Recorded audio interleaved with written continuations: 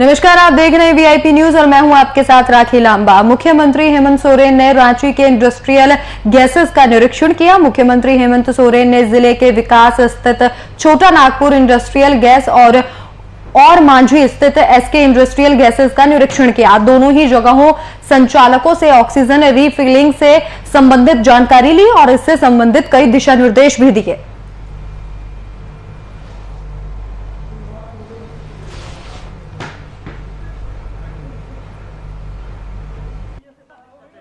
Industrial gases private limited में आए हैं, जहां आज अस्पतालों के लिए ऑक्सीजन का रिफिल का काम चल रहा है।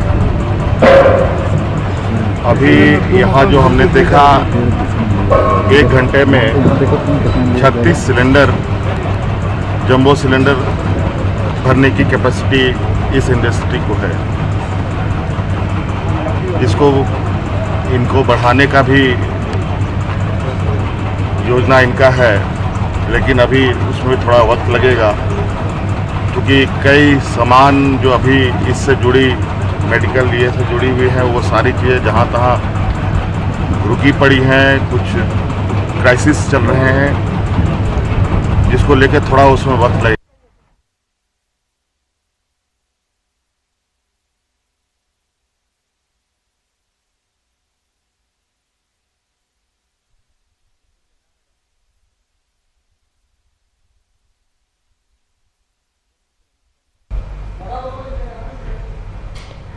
झारखंड उच्च न्यायालय के द्वारा एक नोटिस जारी किया गया है, जिसमें प्रभारी महानिबंधक के द्वारा बताया गया है कि 26 अप्रैल से झारखंड उच्च न्यायालय में सिर्फ 2021 में दायर किए गए अति महत्वपूर्ण मामले ही वीडियो कॉन्फ्रेंसिंग के जरिए सुने जाएंगे। वहीं शेष सभी मामलों की सुनवाई के लिए अगले आदेश तक उन्हें स्थगित कर दिया गया है। इधर बार काउंसिल के निर्देश अनुसार 2 मई तक सभी वकील न्यायिक कार्यों से खुद को दूर रखेंगे।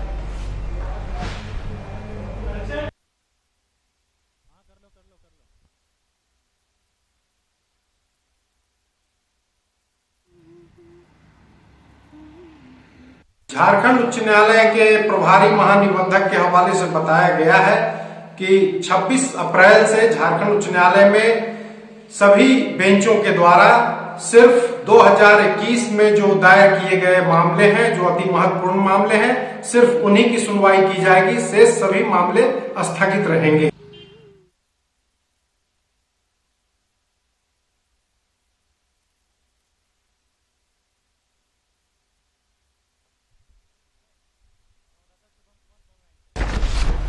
इस खबर पर जानकारी साझा करने के लिए हमारे संवाददाता शुभम कुमार फोन लाइन पर मौजूद। शुभम, झारखंड उच्च न्यायालय ने नोटिस जारी किया है कि 26 अप्रैल से जो 2021 में दायर किए गए अति महत्वपूर्ण मामले थे, उन पर सुनवाई होगी वीडियो कॉन्फ्रेंसिंग के जरिए।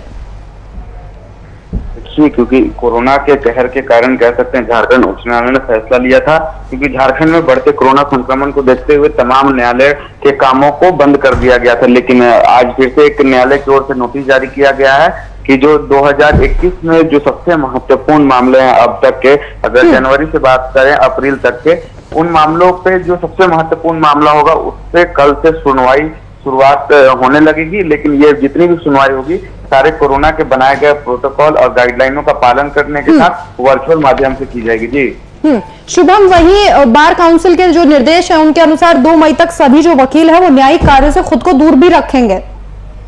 बिल्कुल, देखिए कोरोना के बढ़ते संक्रमण के कारण ये फैसला बार काउंसिल के द्वारा जरूर लिया गया था। ये निचली अदालत पर निर्भर करता है कि उनके अधिवक्ताओं के द्वारा जो निर्णय लिए गए हैं वो कहीं ना कहीं कोरोना को देखते हुए लिए गए हैं। लेकिन जो जिस तरीके से झारखंड उच्च न्यायालय का जो निर्देश है ये बिल्कुल अलग है। झारखंड उच्च न्यायालय ने साफ तौर पर इसमें जाहिर कर दिया है कि जो भी सुनवाई होगी, जो भी सुनवाई की प्रक्रिया होगी और जो भी कार्य कामकाज इस सुनवाई के दौरान होंगे, सारे के सारे सुनवाई को मद्देनजर कोरोना के गाइडलाइन के अनुसार रखा गया है और वर्चुअल के माध्यम से दोनों पक्षों से इसमें बात होगी। उसके बाद ही न्यायालय अपना फैसला इस पर सुनाएगी वर्चुअल के माध्यम से। शुभम, अगर कोरोना की बात करें तो फिलहाल पूरे झारखंड में क्या कुछ मामले सामने आए हैं कोरोना के?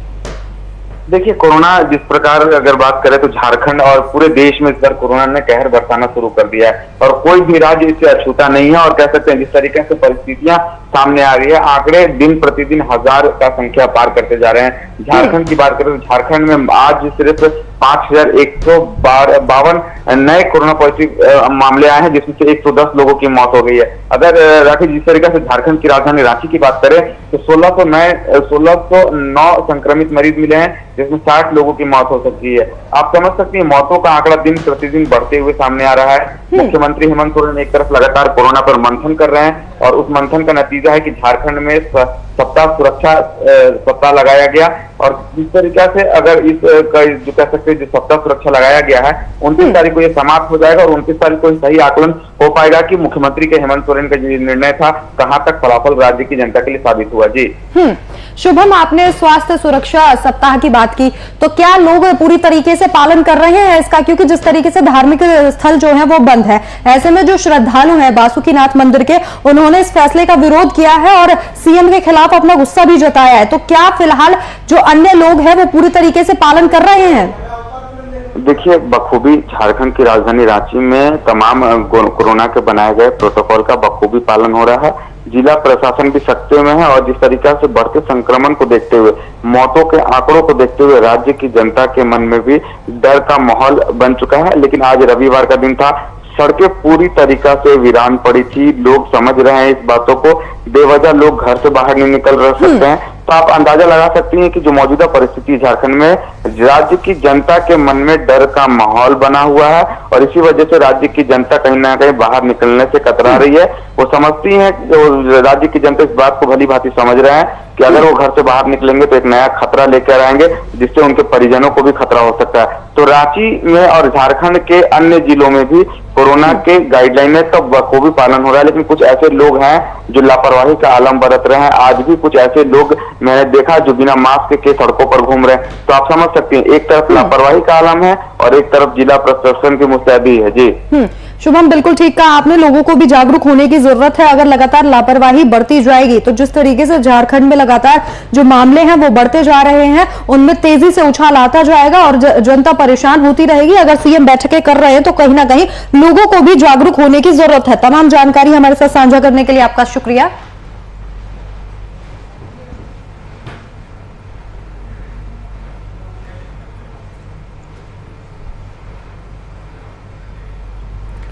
वहीं लातेहार जिले के बालूमाथ थाना अंतर्गत जिरहुला के ग्रामीणों ने राज्य के पुलिस महानिदेशक को आवेदन लिखकर बालूमाथ पुलिस पर फर्जी मुठभेड़ का आरोप लगाया है। आपको बता दें कि 18 अप्रैल को बालूमाथ एसडीपीओ अजीत कुमार ने प्रेस वार्ता कर बताया था कि जिरहुला जंगल में टीएसपीसी नक्सलियों के साथ मुठभेड़ के बाद जंगल से कई हथियार बरामद किए गए हैं। उधर इस घटना को लेकर जिरहुला गांव के ग्रामीणों ने पुलिस के खिलाफ मोर्चा खोल दिया है और बालूमाथ पुलिस पर फर्जी मुठभेड़ का आरोप लगाते हुए मामले की जांच करने की गुहार डीजीपी से लगाई है।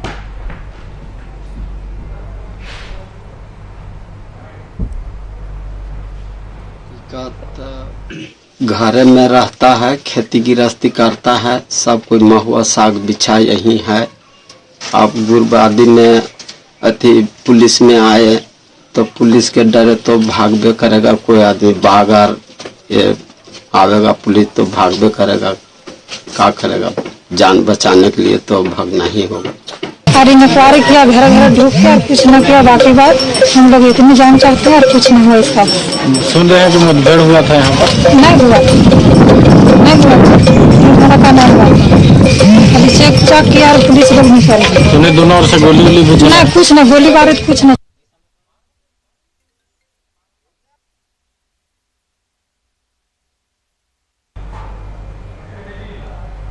तो ग्रामीणों ने डीजीपी से गुहार लगाई है और इसके साथ ही पुलिस पर फर्जी मुठभेड़ का आरोप लगाया है और कहा है कि इस मामले को लेकर कार्रवाई की जाए। आपको बता दें कि 18 अप्रैल को नक्सलियों से मुठभेड़ हुई थी, जिसके बाद पुलिस का कहना है कि उन्होंने भारी मात्रा में हथियार बरामद किए थे। लेकिन अब ग्रामीणों ने इसका विरोध किया है और उन्होंने कहा है कि यहां पर पुलिस के द्वारा फर्जी मुठभेड़ की गई है और इसके साथ ही उन्होंने डीजीपी से पत्र लिखकर गुहार लगाई है कि पूरे मामले को लेकर कार्रवाई की जाए और पुलिस पर यहां पर फर्जी मुठभेड़ का आरोप लगाया गया है।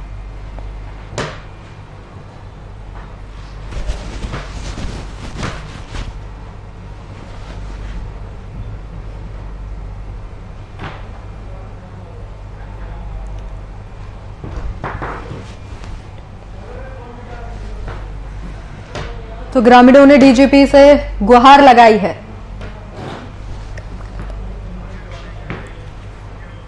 कोरोना काल में सबसे ज्यादा परेशान हेल्थ वर्करों को हो रही है। हेल्थ वर्कर बिना कोई छुट्टी लिए इस महामारी में अपनी सेवाएं दे रहे हैं और मरीजों का इलाज कर रहे हैं। ऐसे ही पलामू की रुखसार लगातार अस्पताल में अपनी सेवाएं दे रही हैं, लेकिन इतनी मेहनत के बावजूद भी उन्हें अपना वेतन नहीं मिल रहा है। आपको बता दें कि रुखसार पिछले 7 सालों से डाल्टनगंज सदर अस्पताल में कार्यरत हैं और इस कोरोना काल में लगातार अपनी सेवाएं दे रही हैं, लेकिन कई महीनों से उन्हें वेतन नसीब नहीं हो रहा, जिसके चलते उन्हें बहुत ज्यादा परेशानी हो रही है।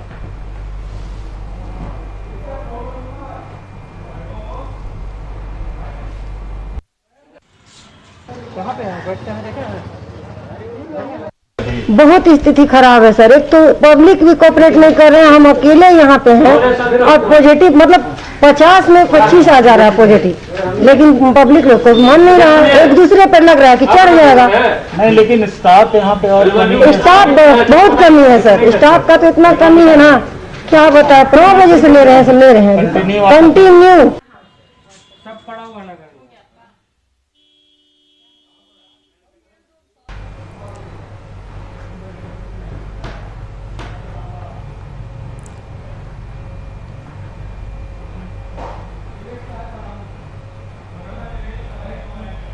इस खबर पर जानकारी साझा करने के लिए हमारे संवाददाता विवेक फोन लाइन पर मौजूद। विवेक, लगातार सरकार दावे करती है कि कोरोना वॉरियर्स का पूरा सम्मान किया जा रहा है, लेकिन यहाँ रुखसार को वेतन नहीं मिला है। कई महीनों से लगातार वो बिना छुट्टी के काम कर रही है। बहुत ही ज्यादा बुरी स्थिति है, काफी परेशानियों का सामना उन्हें करना पड़ रहा है। जी, आपको बता दें कि कोरोना महामारी में स्वास्थ्य विभाग के कई स्वास्थ्यकर्मी ऐसे हैं जो इस महामारी में आपको लगातार अपने स्वेच्छा से सेवा के रूप में काम कर रहे हैं। और आपको बता दें कि ये आपको स्वास्थ्यकर्मी जो है MMCH के लैब टेक्नीशियन रुखसार की है। आपको लगातार ये आपको कोविड की जांच करी है, जिसमें कई बार ये पॉजिटिव हुई है, लेकिन अभी तक स्वास्थ्य विभाग के जो पदाधिकारी हैं अभी तक इनको वेतन दिया नहीं गया है। जी विवेक, वही इनका कहना है कि 50 लोगों में से करीब 25 लोग हमेशा पॉजिटिव आ रहे हैं और ऐसे में अस्पताल में स्टाफ की भी कमी है। आपके पास स्टाफ भी नहीं है और जो बचा हुआ स्टाफ है आप वेतन भी उन्हें टाइम पर नहीं दे पा रहे हैं।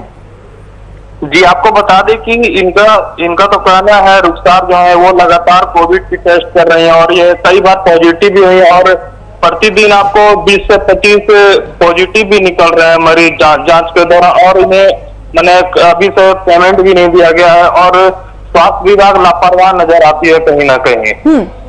विवेक, क्या किसी अधिकारी का कोई यहाँ या फिर प्रशासन की तरफ से किसी आश्वासन की बात कही गई है कि कब तक इन हेल्थ वर्करों को सैलरी मिल जाएगी, क्योंकि बिना सैलरी के कोई काम नहीं हो सकता? जी, आपको बता दें कि यहाँ पे तो लगातार सिर्फ लोगों को आश्वासन मिलता है। जो भी स्वास्थ्य कर्मी हो चाहे जो भी हेल्थ वर्कर है, उन्हें सिर्फ आश्वासन के सिवा और कुछ नहीं मिलता। ये लोग आंदोलन भी करते हैं, फिर भी किसी तरह की इनकी सुनवाई नहीं की जाती है। जी और लगातार ये भी कहा जा रहा है कि अगर वेतन नहीं दिया गया तो हड़ताल होगी। अगर जो डॉक्टर हैं या फिर जो स्वास्थ्य कर्मी हैं अगर वो हड़ताल पे चले जाते हैं तो कहीं ना कहीं मरीजों की जान पर भी खतरा हो जाएगा, क्योंकि वैसे ही अस्पताल में स्टाफ की कमी है। जी, आपको बता दें कि यहाँ पे तो देखा जाता अधिकांशतः कि PMCH में आपको स्वास्थ्य कर्मी की हड़ताल रहती है और यहाँ पे स्टाफ की भी कमी देखने को मिलती है। और अगर इस तरह से लोग हड़ताल पे चले गए तो मरीज जो भी आते हैं उनको तो परेशानी होती है, और इस समय अभी जो महामारी की समस्या है उसमें तो और भी परेशानी होगी, और जिसमें अधिकांशतः देखा जाता है कि लोग इधर उधर परेशान नजर आते हैं इलाज के अभाव में। विवेक, तमाम जानकारी देने के लिए आपका शुक्रिया।